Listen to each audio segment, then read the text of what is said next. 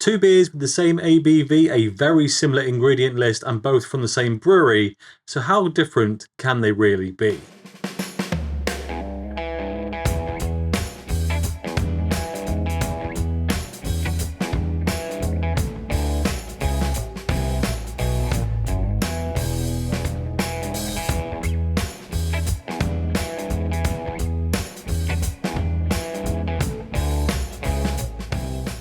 Hello and welcome back to the channel, and yes, that's right, today we're looking at two different beers from Pschorr.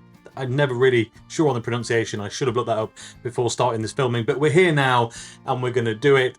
Pschorr, pretty well renowned in terms of German beer. They are one of the core 6 Oktoberfest breweries based in Munich in Bavaria, and to be honest, I'd heard loads of good things about their Oktoberfest beers over the years, having never tried one. Tried one this year a few weeks ago and it did leave me a little underwhelmed. Now, I've heard from other people that they've had bottles that were not very good and bottles that were. They came in the pop top style bottles, you know, the ones where they've got the cork on a spring mechanism at the top there. I'll put a picture on screen anyway so you know what I'm talking about. But yeah, I reckon maybe something to do with those meant that the conditioning wasn't quite right, and whilst it was a very enjoyable beer, don't get me wrong, it just felt a little bit short of the expectation that I've been geared up for towards them. So I thought it would be a good idea to check out a couple other of their beers to see what they are really all about. And as a result, we have these two different lagers in effect. First off, over here in the blue can, we have the Pschorr Keller Bier, and then over here on my left, your right, is the gold can, the Munchner Gold or the Munich Gold. And let's be honest, they do sound different enough from their naming conventions, but when I bought these, I took a quick look on their website to see what they were all about, and they did look suspiciously similar. So on the screen now should be the details from their website about each of these beers. Both of them come in at 5.5%. Both of them use the same malt bill, and both of them use, well, they share one hop, but one is different. So there will be some differences. But beyond that, it's suggested that the Kellerbier is slightly lighter and easier going. Meanwhile, the Gold is a bit more robust, a bit fuller, and a bit more bitter.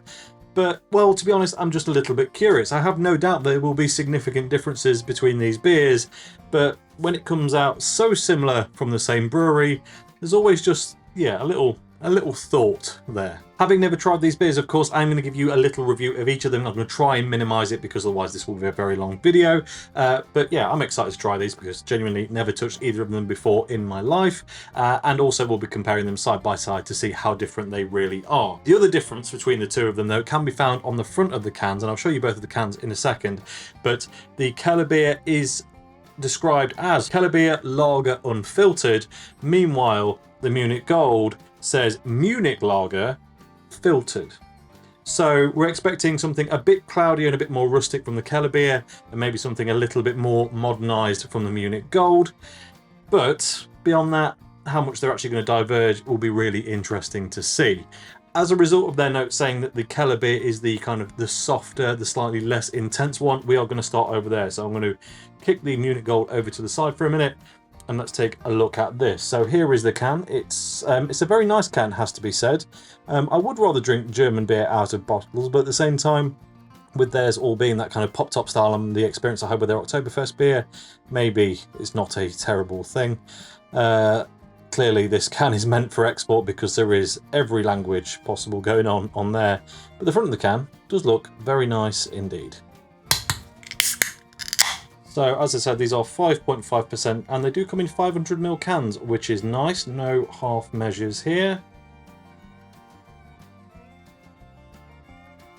And you can see already that that is an absolutely immense looking beer. Holding it up to the light then, it almost looks like a Weiss beer. It's got a really deep, rich orange hue to it.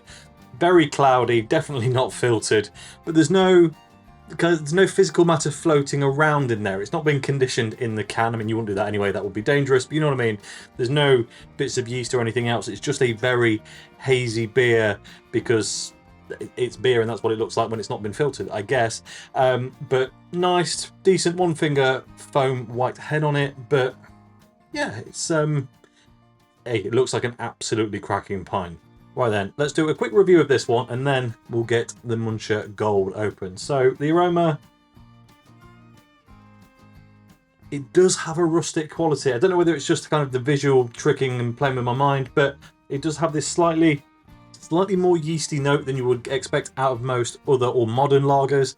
It does, again, it's playing to that almost Weiss beer characteristic, not in the contents of the malt, but that yeast style, that very distinctly soft, almost apricot-y, kind of funky but tame enough, if that makes sense. It's not a funky beer, but there's something in that yeast that just makes you go, it's old school, it's not super clean, it's proper, it's robust, and it's rustic.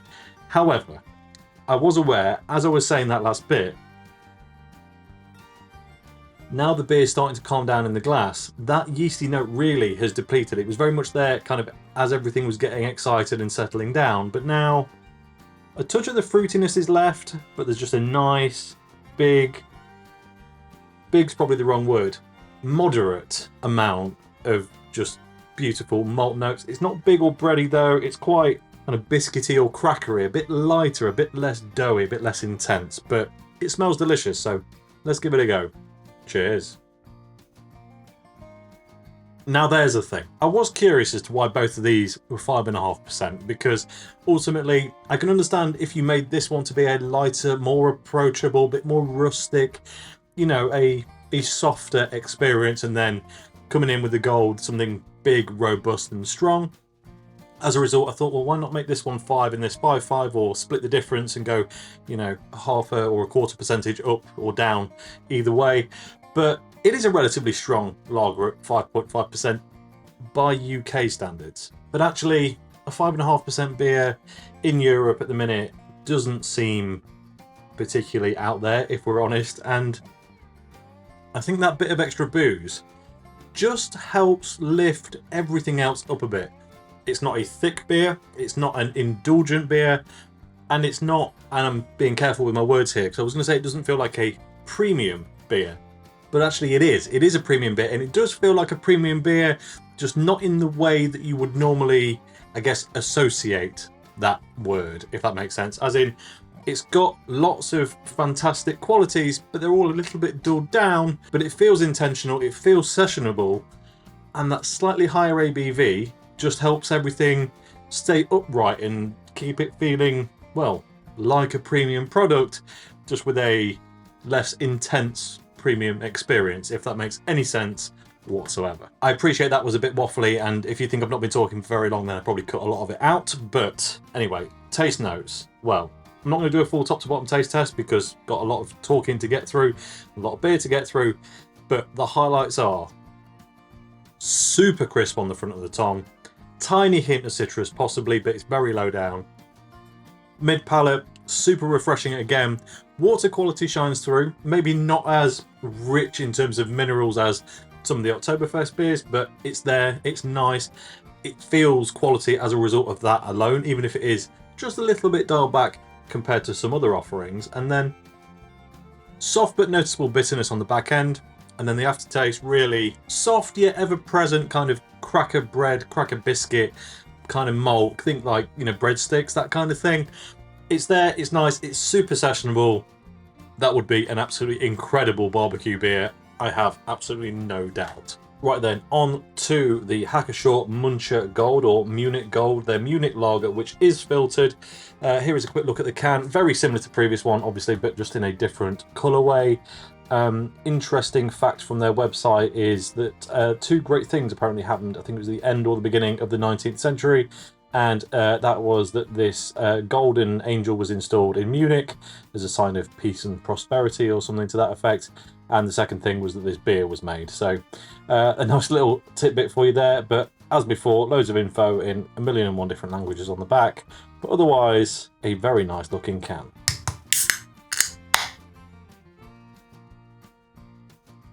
Already a very, very different visual experience here.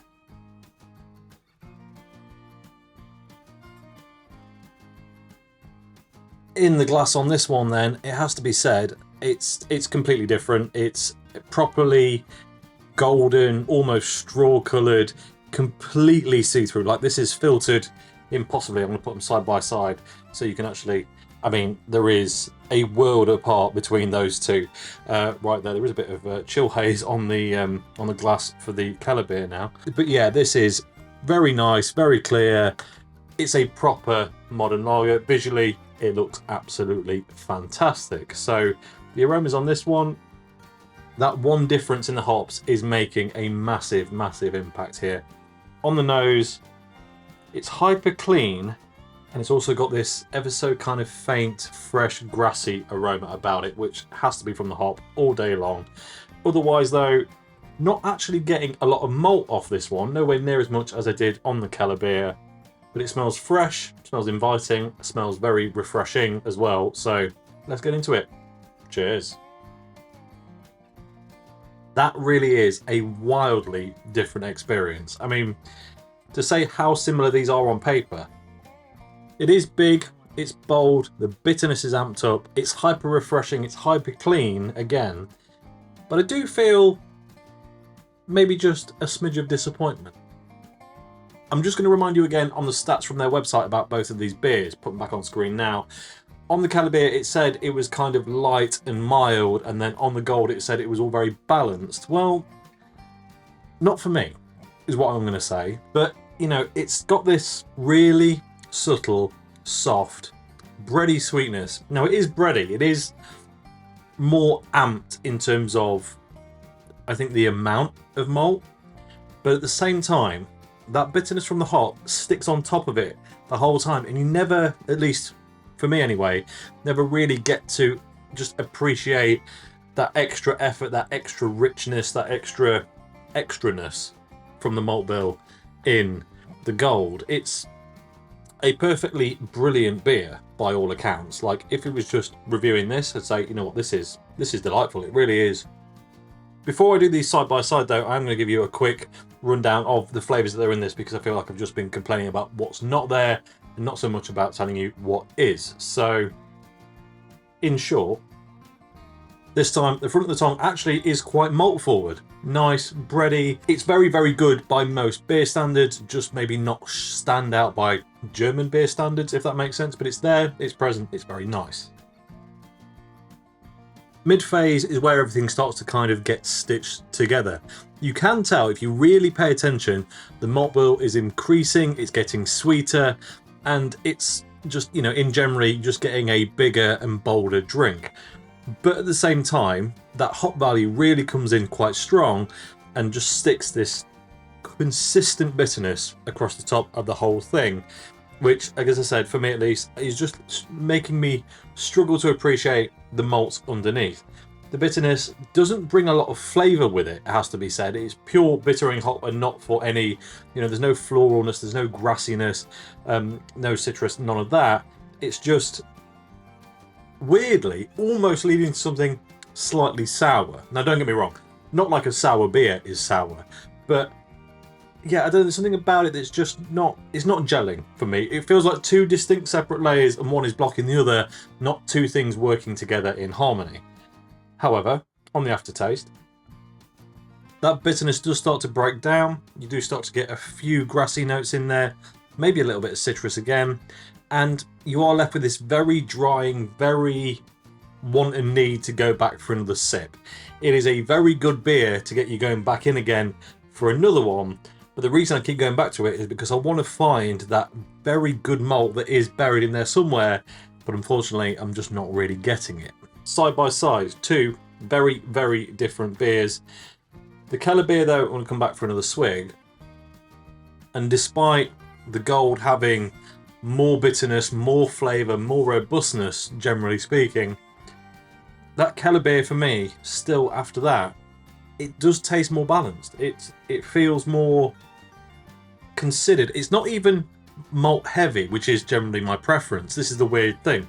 It's not meant to be a malt heavy beer, it's just that the way the hops are working with the malt and everything else is producing something that feels balanced and synergized, whereas in the Gold, again, I'm not slating this off. I would buy it every day of the week if I walked into a pub and I saw it on there. It is a fantastic lager, but when we're trying to pick out differences between two beers, and they are pretty massive differences as it turns out, I can't help but think every time given the choice, I want to go for the Kellerbier. Okay, I'm going to summarise this now because I am aware I've been talking for a very long time. If you like a really distinct, sharp, bitter hop note in your lager, go for the Gold, because it really has it in droves, and it's a fantastic example of a hyper crisp, hyper clean, but still full-bodied lager. That is the best way to describe it. If you like something a little bit more rustic and a little bit more, I feel like I've said this in a lot of videos recently, but considered, it feels more an organic thing, if that makes any sense. It doesn't feel like anything's being forced onto anything else. That's a bad turn of phrase. Anyway, you know what I mean? It feels like it's working in unison. The Kellerbier is the one to go for. But that is just my opinion. Have you tried either of these? Let me know in the comments below. It's always fun to see what other people's views are on these beers that I'm trying on this channel. But yeah, for me, the Kellerbier just takes it. But had I not tried that before, I would have probably been raving about it. So if you can, get both, make your own mind up. But for me personally, yeah, that Kellerbier is the one. And if I'm honest, before I started this, when I was reading descriptions, I thought, that Kellerbier, nah, it's going to be a bit light, it's going to be a bit tame, it's going to be a bit old school, a bit not too refined. I'm probably not going to like it as much. I was always going to like it, let's be honest. But not going to like it as much.